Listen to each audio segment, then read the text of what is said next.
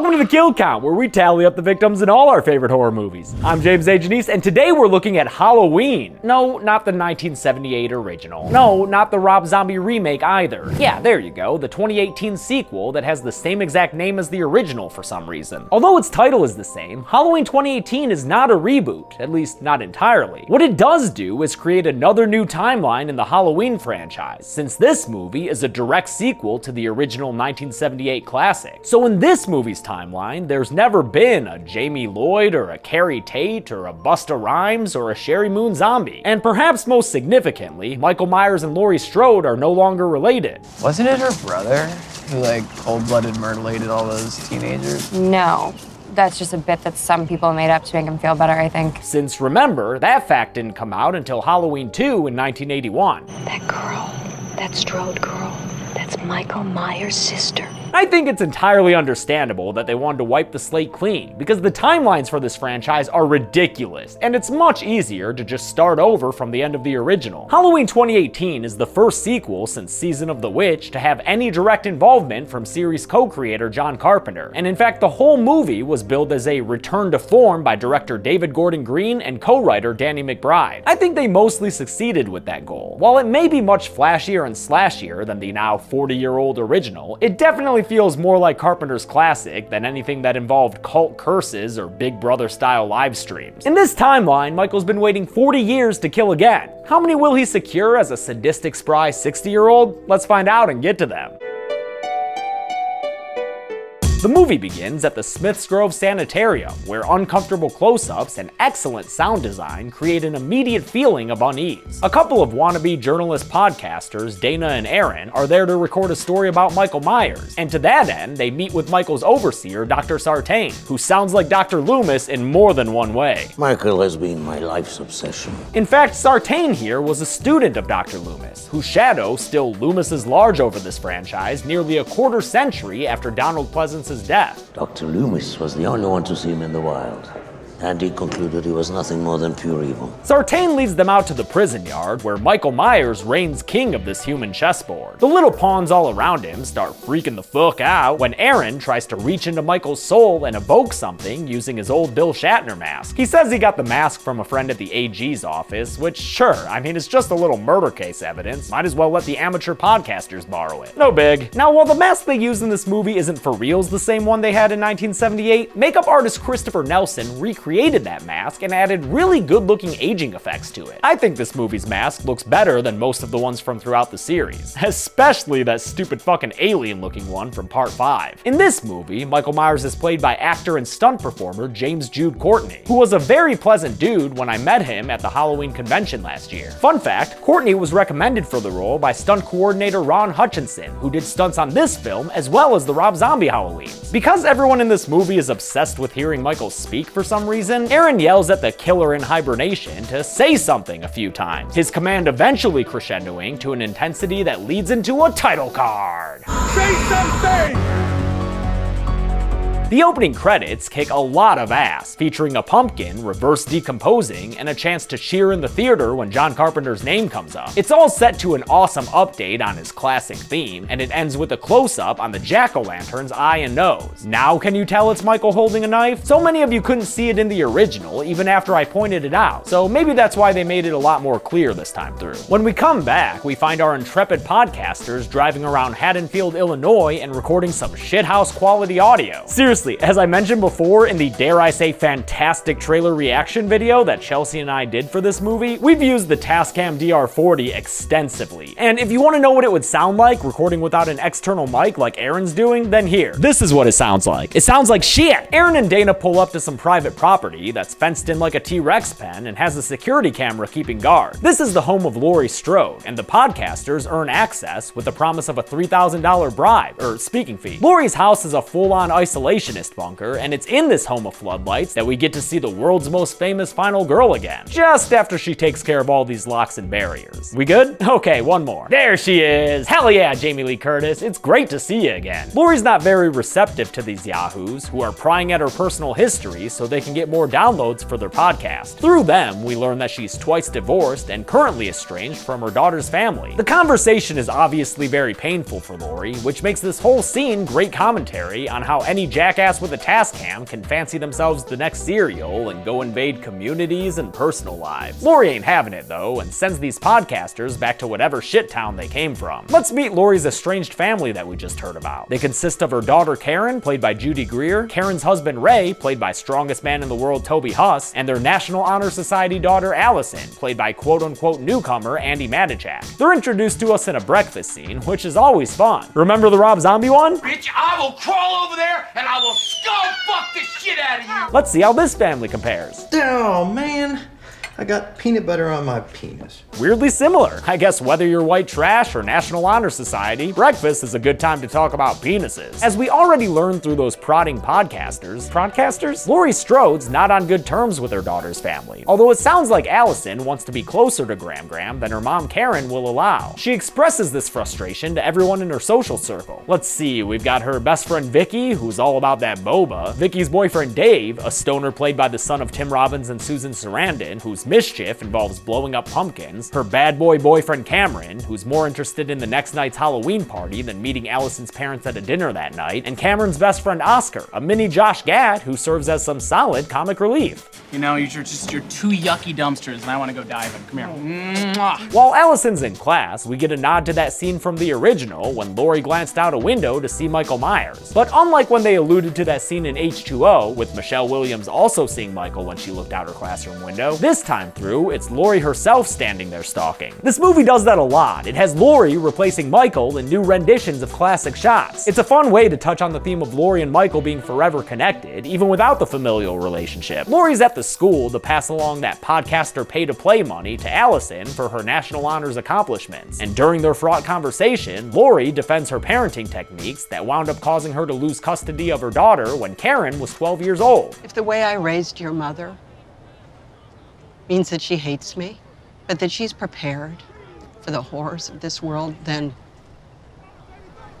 I can live with that. Lori is definitely prepared for the horrors of this world, with a home shooting range full of mannequins and a bunch of guns, including one of those lever-action rifles that Ash had in Army of Darkness and that I previously mistook for a shotgun. Thanks for the correction, you know I'm a gun dummy. Lori takes one of her guns and gently caresses the trigger of it while she sits in a car that night drinking baby bottles of booze. The reason she's such a mess right now is because they're transferring Michael from Smithsgrove to another facility, in a scene that features a voiceover by comedian Colin Mahan doing a Loomis impersonation that plays over an illustration of our favorite shape shrink. Meanwhile, our least favorite shape shrink is boarding the bus to accompany his patient. We'll see how that pans out later, but right now, let's get a little taste of Jamie Lee Curtis's famous scream. She still got it. At a restaurant, Allison's family is celebrating her academic success and meeting her boyfriend Cameron, whose father is no stranger to Ray. I know Lonnie. I went to high school with him. He used to sell me peyote. Wait, Lonnie? Why does that sound familiar? Hey, Lonnie, get your ass away from there. Oh shit, that's right! Lonnie was one of the little bastards who bullied Tommy Doyle about the boogeyman and made him crush his pumpkin. In fact, it was Lonnie's friend and fellow bully Richie who was the first person to run into Michael Myers with that cool sound effect.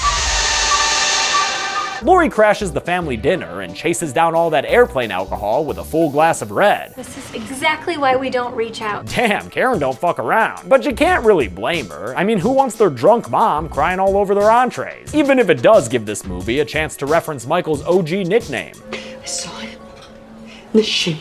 That's cool, but we've got company here for dinner, Grandma. After Allison comforts her vulnerable grandmother, Lori leaves in her giant pickup truck, and in a weirdly flat performance by Judy Greer, Karen recounts her childhood of survival training and reenacting Silence of the Lambs to explain to her daughter why she doesn't want Lori around.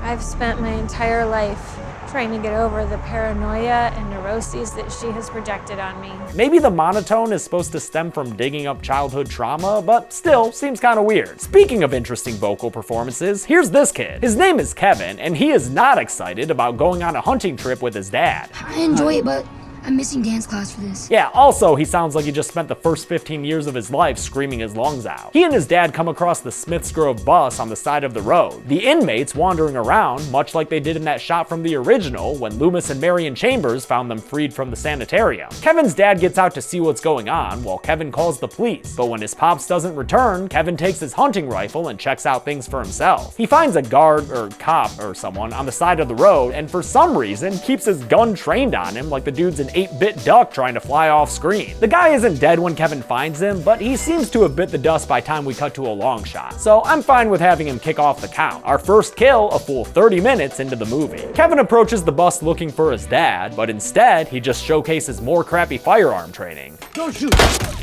And then he flees from the scene of the crime? Damn kid, who raised you? When he climbs back into his truck to get out of there, Michael stops him by rising from the back seat and grabbing him by the neck. You might expect this kid to live because of his age, but nah son, Michael Myers ain't playing 40 years later, and he kills Kevin by breaking his neck against the car window. Yeah dude, they killed a kid. Although to be fair, the series did do that already back in Season of the Witch. Since Kevin managed to call the cops before his untimely demise, Deputy Frank Hawkins shows up on the scene to reveal another couple of bodies to add to the count. We don't need to add this body in the background, cause turns out that's Kevin. Just compare the clothes, it's clearly the same outfit. We can, however, add this cop who Hawkins notices on the side of the road. And before you even start, I don't think it's the same dude that Kevin found. Just compare where the two bodies are. They're on separate sides of the bus. They're also in different positions, and I don't think the cop Kevin found had enough life left in him to crawl that far away from his original spot. We get another body to add to the count when Hawkins finds Kevin's dad up against the side of the bus. His neck's so broken that it almost looks like there are some extra vertebrae in there. Ouch! When Hawkins checks the bus for any more bodies, he finds Dr. Sartain, who survived getting shot by Kevin and who tells Hawkins that Michael Myers has escaped. The next day, on Halloween, the podcasting duo heads to the Haddonfield Cemetery to look at Judith Myers' grave, where Erin describes her death in such detail that it evokes flashbacks to the original. Here we have another great bit of commentary, this time on how some true crime podcasters seem to get off on the morbid descriptions of the victims they're covering. It's kind of unsettling. Oh, and speaking of unsettling, Michael's there in the background watching them all the while. In fact, after they stop at a gas station, where I think Dana says she needs to drop a deuce, I need to go to number 2 almost immediately. we see that Michael has followed them there as well, walking around in broad daylight all willy-fucking-nilly. Dana heads to the bathroom in a shot that makes this gas station look very much like the one in part 4, the one connected to that Shrine of Lincoln diner where Doc Loomis encountered Michael again. And after Dana finds a suitable stall for her poop casting, she hears Michael walk into the bathroom, which is evocative of that one scene in Halloween H2O where he stole the keys to a car from that young mom on a toilet. This movie has franchise references all over the damn place. While Dana grows more fearful of the man outside her stall, Erin peeps in on the gas station clerk and finds that he's been killed on the job, his jaw broken and his teeth ripped out in a gnarly off-screen death. This movie is actually full of those. It's kinda cool. Erin then heads back to the garage of this gas station and finds a mechanic's body stripped of his clothes. We actually saw this mechanic being killed in the background a minute ago when Dana was asking where the loo was, but I'll put him on the list now when we know that he's confirmed dead. Back in the bathroom, Michael gives Dana a present, about $35 in tooth fairy bucks. Score! He chases her underneath the stalls in a scene that's equal parts suspenseful and nasty until Erin rushes into the bathroom to save her. Michael responds by grabbing Erin and beating him completely senseless, bashing his head against the wall and then the stall door a whole bunch of times. It's very violent, and although we see Erin clinging to life, the last shot of him does show his eyes closing, so I'm just gonna add him to the list. If he comes back in a sequel, don't bite my head off. This dude's injuries seem pretty damn fatal to me. As for Dana, she gets confirmed killed just off screen, after Michael raises her up by the throat and breaks her neck with a nasty crunch. Oh no, with these two dead, their audience will have to choose to listen to one of the 5,000 other true crime podcasts. What a bummer. With his warm-up kills out of the way, Michael takes his mask out of Erin and Dana's trunk and suits up to his final evolved form. Mike Myers is back, baby, and he ain't here to be anybody's love guru.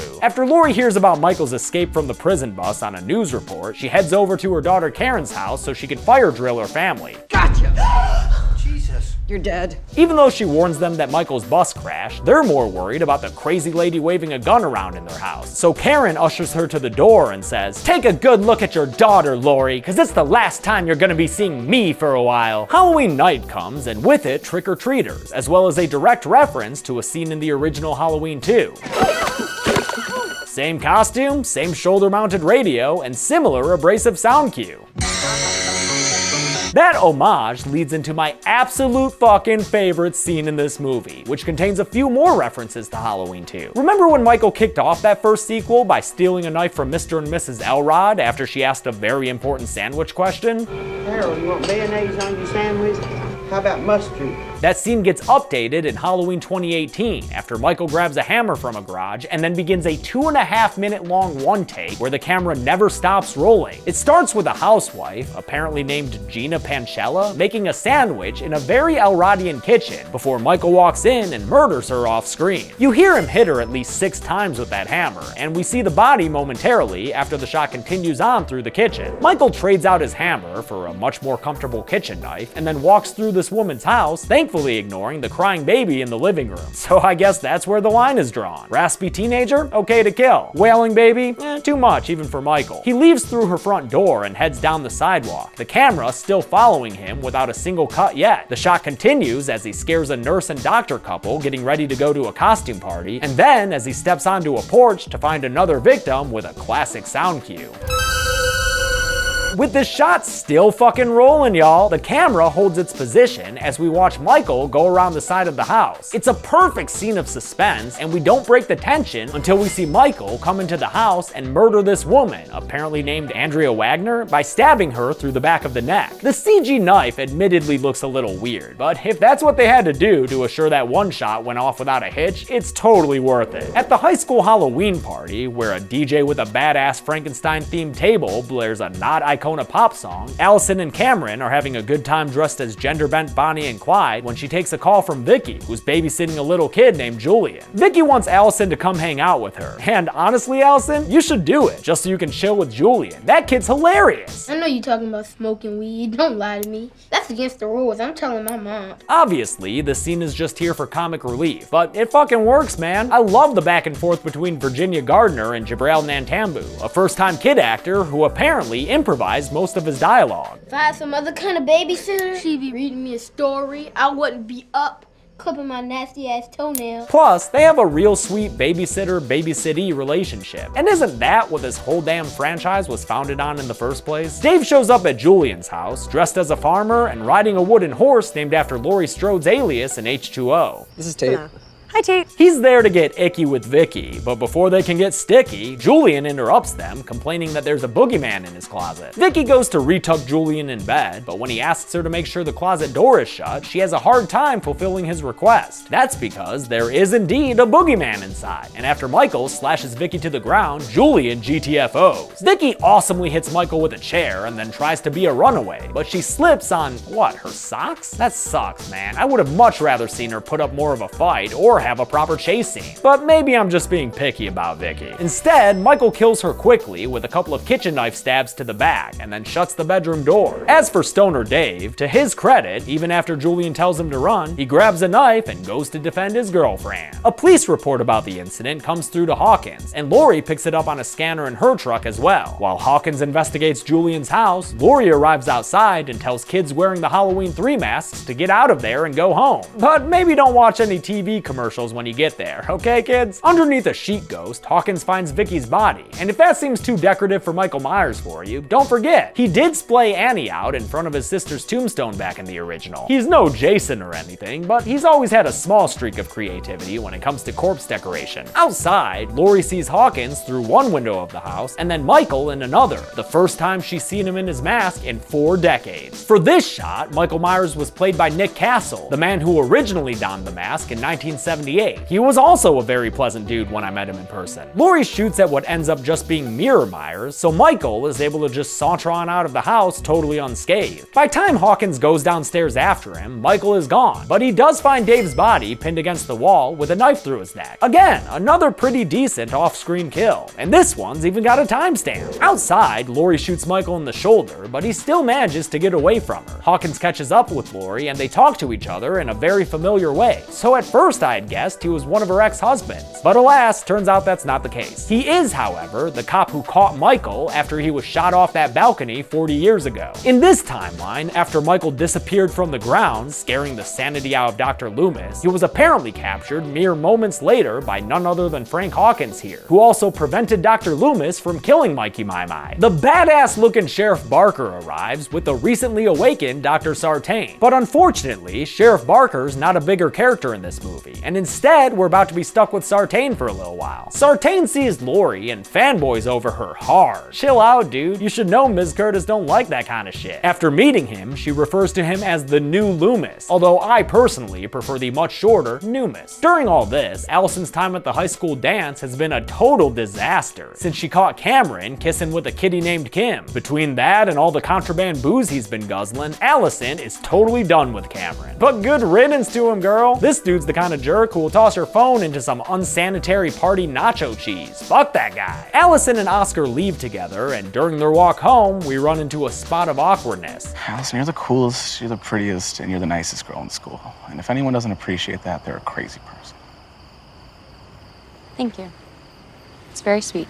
Oh no, we have all seen this relationship play out before, and nobody ever seems to win in the end. Hawkins and Noomis are out looking for Michael Myers, and during their buddy road trip conversation, we see just how friggin' obsessed Sartain is with the silent serial killer. I want to know what he's feeling.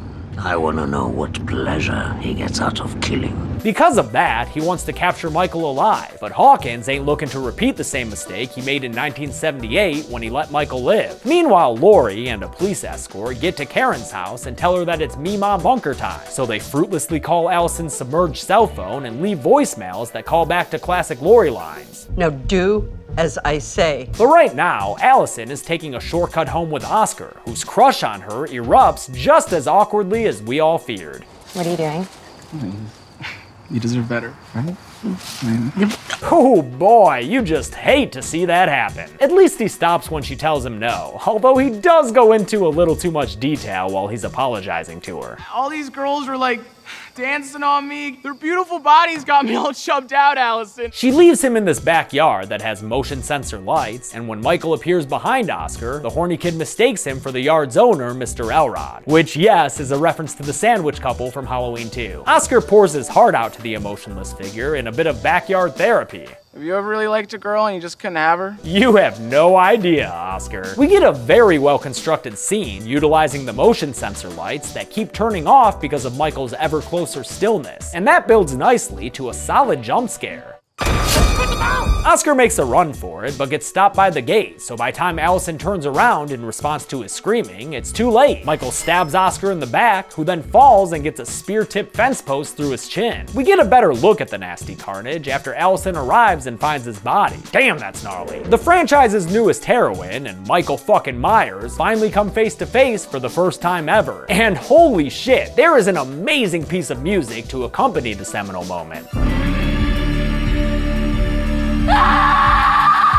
Damn, it's great to have Carpenter back as one of the composers, and hear him make new stuff for the series. Just a bit of background, another of the movie's composers was John's son Cody Carpenter, and that awesome noise in this piece was accomplished by running a bow across a guitar, as seen being performed here by the movie's third composer, Daniel Davies, who is the son of Dave Davies and nephew of Ray Davies of the Kinks. Allison runs away and bangs on a neighbor's window for help, and we get a nice reversal of the same situation from the original. Back in that movie, Lori's pleas for help were met with indifference, and the neighbor turning off their porch light. But this time around, Allison finds a good Samaritan who turns their porch light on and then sits with her as they wait for Hawkins to arrive. Aw, that really warms my heart. Those neighbors were good people. Hawkins is there to take Allison to her grandma's house, where Lori, Karen, and Ray are already waiting. Why Lori's house over, say, the police station? Well, because Laurie Strode's house is a goddamn fortress. It's even got a hidden stairwell underneath her kitchen island that leads into a bunker full of food and water. Oh, and guns. Lots and lots of guns. What you trying to do down there, Lori? Open your own Walmart? Hawkins finds Michael walking down the street and plows into him with his police vehicle. And I know what you're thinking. This is one of those Ben Tramer situations of mistaken identity, right?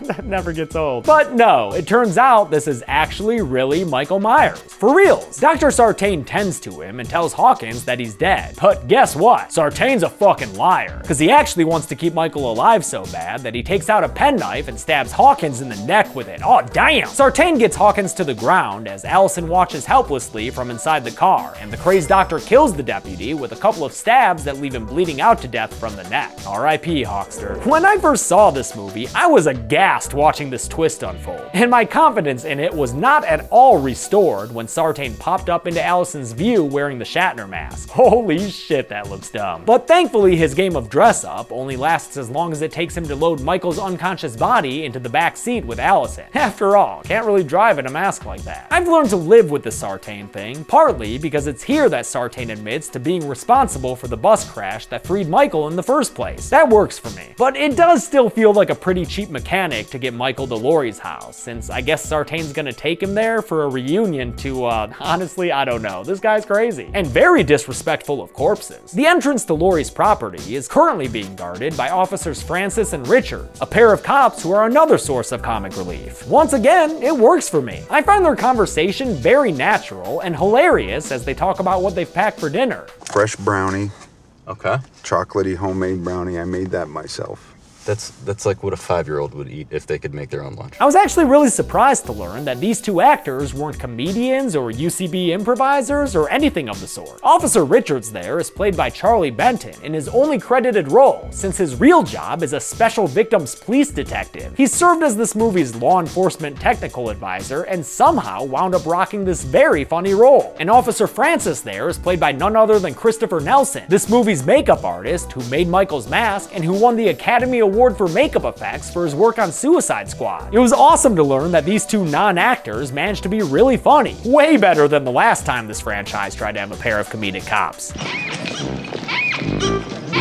All clear. Nothing above, nothing below. Never forget those stupid fucking clown noises. On their way to Laurie's, Allison gets Sartain to pull over by saying Michael spoke to her and that she can tell him what he said. Again, since everyone in this movie's obsessed with that shit for some reason, it works, and he pulls over Hawkins' car right down the street from Francis and Richards. Michael reawakens and remasks himself, and then kicks the crap out of Sartain through the police car's caging. As Richards tries to get Hawkins on his radio, Michael pulls the doctor from the vehicle, and Allison takes the opportunity to flee into the woods. From the ground, Sartain stares up at Michael and gives him one final request. Say something. Now, although Chelsea had a great idea for this moment back when we first reviewed this movie, Say something! And then Michael, it would have been the best 90s movie ever if he was like, something, and then smashed it. in actuality, Michael doesn't say anything. He just squashes Sartain's head like a pumpkin. Damn, man, this is just as nasty as the head stomping in Rob Zombie's Halloween 2. Yeah, Michael, you earned your patented head tilt with that one. Allison runs away right as Richards and Francis show up, and although they find what remains of Sartain's body, they don't spot Michael as he stands behind them. From inside Laurie's house, Ray sees the police car pull up and goes outside to greet the cops, but when he gets to the cruiser, he finds them dead inside instead. These are probably this movie's best off-screen kills, since Richards has Sartain's penknife lodged into his head, and Francis is a full-on jack-o'-lantern. Stick that next to the opening credits, why don't you? Ray barely has time to piss himself before he backs up right into Michael Myers, who's waiting for him with a wind chime chain that he uses to garrote the poor patriarch to the ground. It takes a little while, but Michael finishes the job with a quick snap of Ray's neck. Oh man, how are we ever gonna break this to little Pete? Laurie hears the commotion and comes downstairs with a gun to see a masked Michael standing on her front lawn. She locks the door and sends Karen into the basement, but after she gets stupidly close against the door, Michael breaks through and almost ends this epic matchup before it even gets started. Laurie saves herself and prolongs the headline fight by shooting off a couple of Mikey's fingers with her shotgun, and shooting out her eardrums, right? How's she about to hear anything after that? She heads into the basement with Karen, and they turn on all the floodlights as Michael breaks in through the holes in the front door. Laurie tries to wall hack and shoot Michael through the floor he's standing on, but it apparently doesn't hit him, so all she's got now is a hole in her floor and a blown position. She goes upstairs to finish this 40-year-old grudge, and the movie once again makes a nod to the original by having her suspect that Michael's in a closet with wooden slat doors. But she doesn't find him there among the clothes and vacuum cleaner, so instead she methodically checks and clears each room in her house one by one, locking each one behind her with a gate system that she's installed. Meanwhile, Allison has run over a river of blood and through the woods to get to grandmother's house. But when she pops out of the tree line, we end up with a very overwrought scene of her getting scared by mannequins.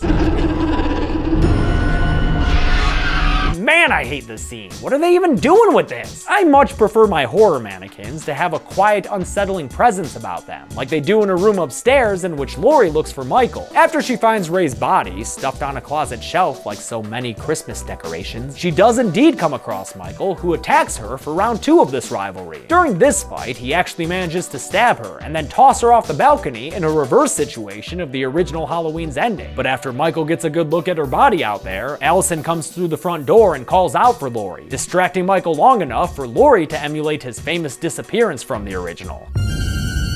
Dun dun dun. Allison joins her mother in the bunker, where the two of them hide among the food stocks. But since Laurie had shot from down there earlier, Michael knows where they're hiding, so he starts tearing at the kitchen island with his crazy scary strength. While he's huffing and puffing, Karen Strode sees a gun with her name on it, or her initials at least, so she grabs it and takes a defensive position at the bottom of the stairs. Michael finally breaks the island away, but doesn't show himself immediately, so it's up to Karen to flush him out with a show of tears and fear.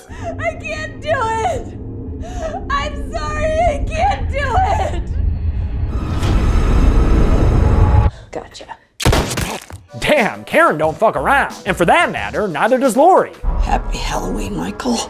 Yeah, like any good showdown, this one's got a third part to it. So Michael Myers and Laurie Strode take turns beating on each other one last time. She knocks him down into the bunker and helps Allison escape into the kitchen. But when Karen goes to follow, Michael gets back up and grabs the middle Strode lady. Laurie tells her granddaughter to run, but Allison wants to earn her place among the pantheon of kick-ass Strode women, or as Jamie Lee Curtis calls them, Hallow women. She grabs a knife off the ground and uses it to stab Michael in the shoulder and slash him in the hand until he lets her mom go. Then it's just one kick to the face and a pull of a lever, and Michael Myers is trapped in the basement by some scary spikes. Gas starts pumping into the house, and Karen tells Allison that the bunker is actually a trap. Michael is all locked up with nowhere to go, so all he can do is stand there and look up at Laurie impassively while she lights a road flare and throws it into the basement. The gas catches fire, and Michael still doesn't move, not even as explosions take place and the flames spread all around him. Laurie and her lineage leave as her fortress burns down, mannequins, monitors, mini Myers houses and all. But I'm not gonna put Michael Myers on the kill count, because as these empty shots of the basement show, we never get to see a body. And you know that fucker always comes back for more. Plus, during the credits, you can hear him breathing, which was also performed by Nick Castle. The movie ends with 3 generations of kick-ass survivors flagging down a truck and a Texas Chainsaw-like shot that pans down to Allison still holding that bloody knife. Freeze frame. How many kills did Michael Myers get in this latest and greatest Halloween sequel? Let's find out and get to the numbers.